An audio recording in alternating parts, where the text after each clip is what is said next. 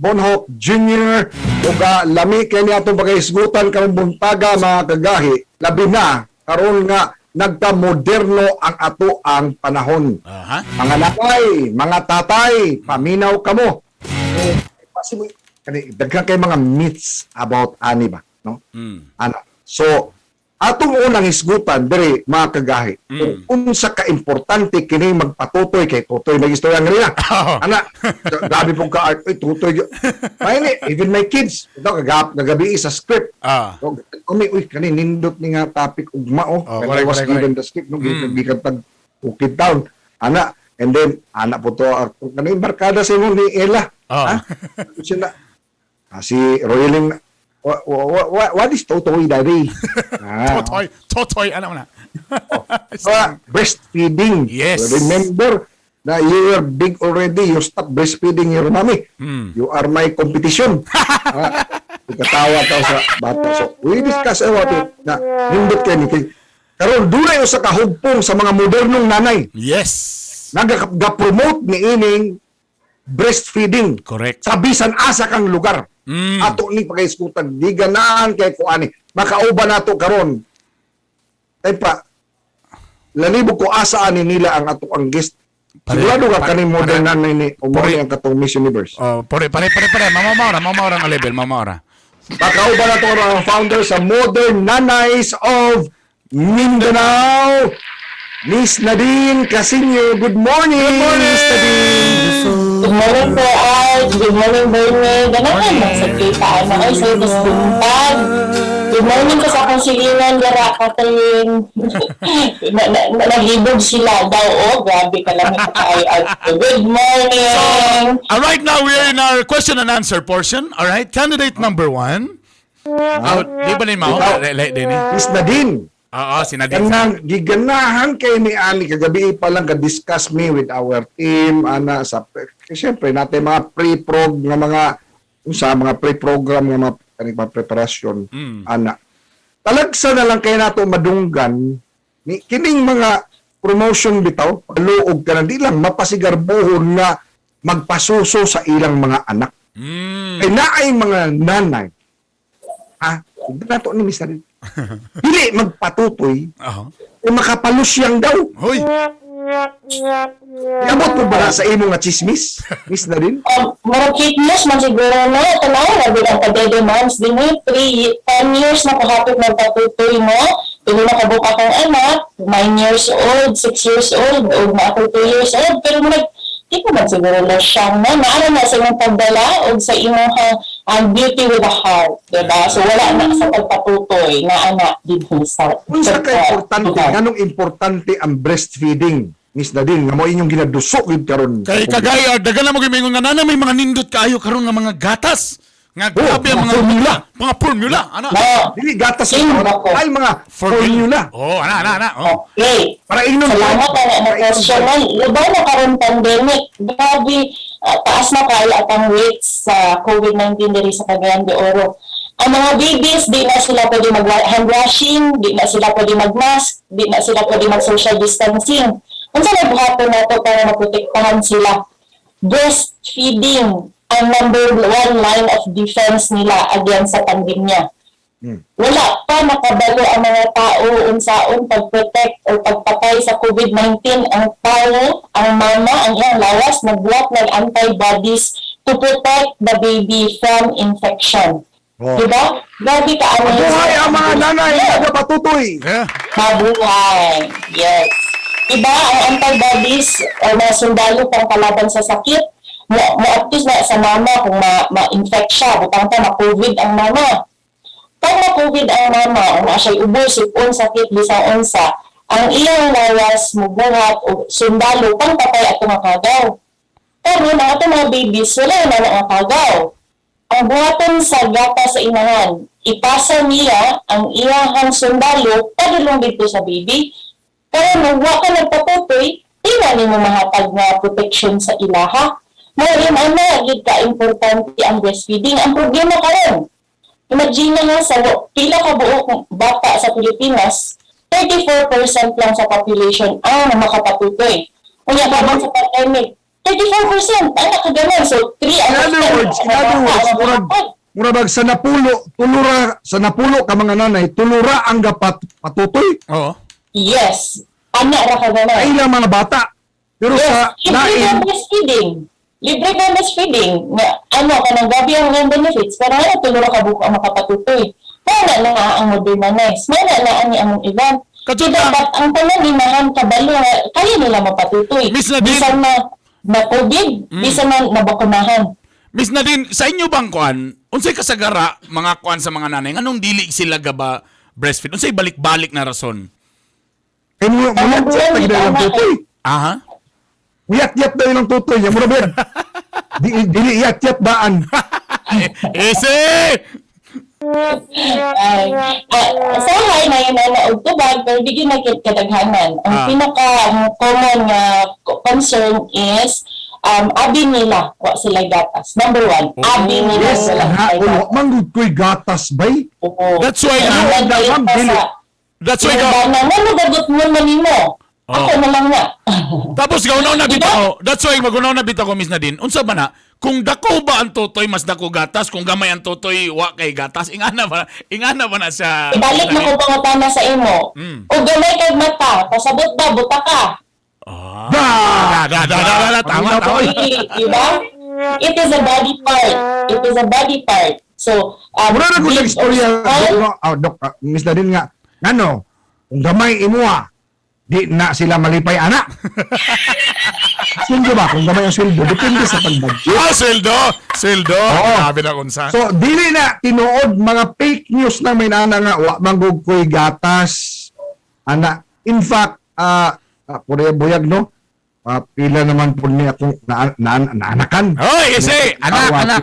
No, mga tanan yun namong mga bata. Kasi ato among firstborn, no, si ate nga kung saan na siya ron, voter na siya ron, kaganina na siya nagkuhan sa umilik, kung tigol sa itaan. Kanang, primero, ma'am, naagid na siya, Miss Nadine, nga, dugay mo gawas ang gatas. Inya, diha na din ang temptation na, bata, luoy kayo, adi kay, ilang naka-oras, gikan di panganak, walay sud yan. Naday mga lola. Diya na ng kapil-kapil mga lola. Alitin na lang na dito kuan. Anak. Kay luoy ang bata.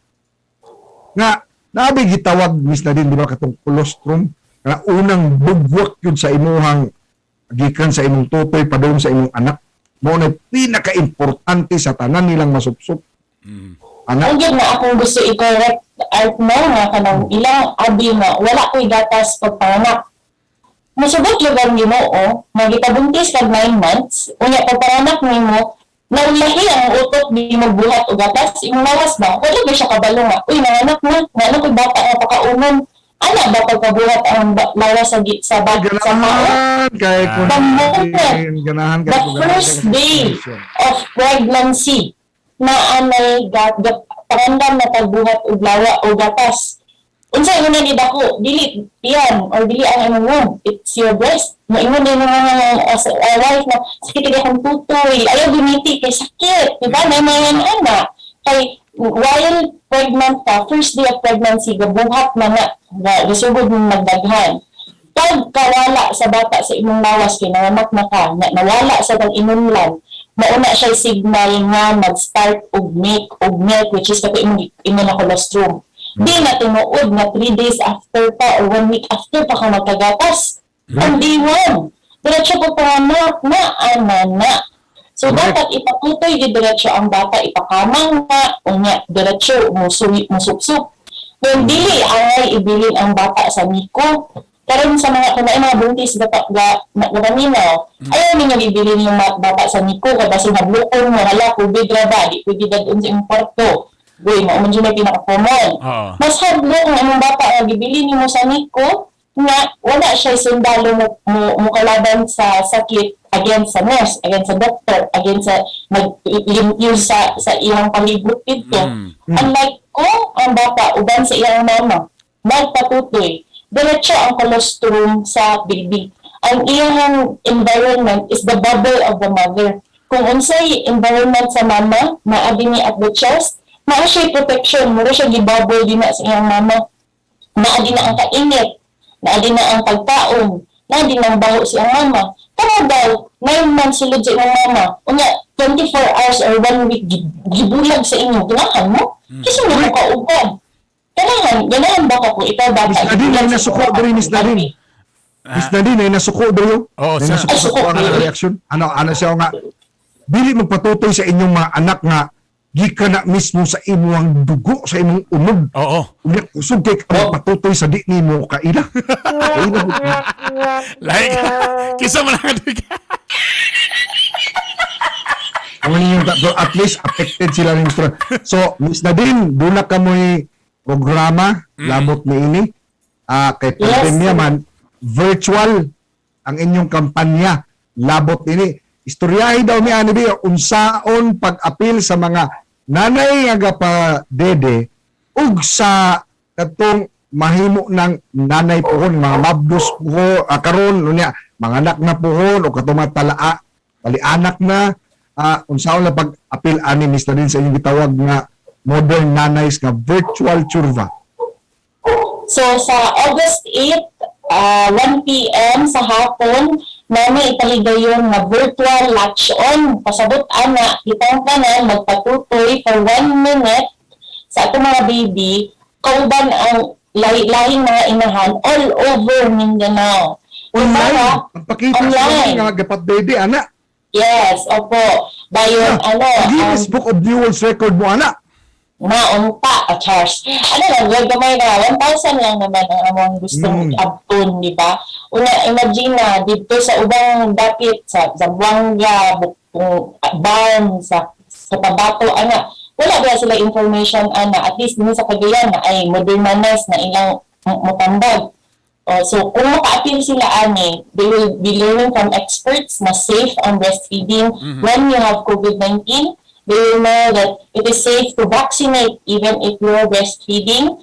Tapos makita niyo nga, ay dili da ko inasara sa akong pagpatutoy. Daghan niya ay kaayo ni. Unya, naa siya kauban, na ipadayon ng iyang breastfeeding journey. Bahala nagningaw, bahala magkita ay. So, gabuhat niya ani, kay para ang mga inahan, dili bation nga akura. Diba? Sound appeal. Ato mo sa Modern Nanays of Mindanao, libre yun ang event mo. Close na ng registration today. Modern so, register Nanays lang. of Mindanao. Yes. Facebook page o closed group na ani anak duwa. Ato mo sa One last question, Mr. or reaction. Ani, kanang usahay sa publiko, siyempre magpatutoy ang nanay. Oh, Sabi okay, na ang tama. bata. Duha ka klase reaction. Nabitaw ka nang inutukan po aning uban nga samok pa rin ba yung dili pag siya patutoy. Dili supportive nga publiko ba? Ana. Ya, tungod ana po, ang iyang reaction po sa nanay, mauwaw na lang siya nga, dong agwanta lang sa deridong anak kay nata sa wandong publiko dong ulaw tabong. Kana ba both kinahanglan og edukasyon unsa matambag nimo ana Miss Nadine Palihog? wala nang gamit mo na ulaw para kay iba na alawi o mag-picture siya nga gawas yung tutoy. Ano inyo mang ikaulaw ko ang mama kay ano na mo na nakapag ako ang mama nagpatutoy. Simple lang solusyon na. O makita niyo mo nagpatutoy siya, taday siya sa mong ginabuhat. Walk away. Diba? Kung dili ka komportable, look the other way. Ana lang. Kung gusto ka nga matabangan ko nga inahan, thumbs up. Good job, inahan. Padayon. Di ba? Yan na ang akong gusto. Mga gusto na i-normalize. Tama. Nakaroon tampinga. Di gawasay. Tama nito ang gabuhaton, Art. Pag makita ko, tapos ako rin kung asawa mo tanaw, uy, nakatanaw po sa sako. Piyong-piyong lang.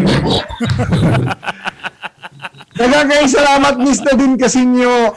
Thank you. Grabe ni, honorable, this a noble nga unsa gyud na kaninyo ang aktibidad, no?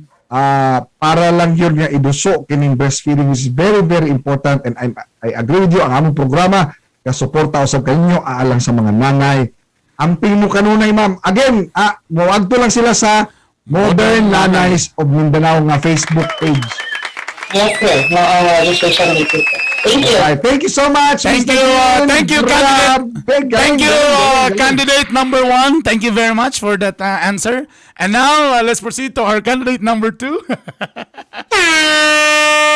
Oy, mga kagay, ibak-to-bak na natin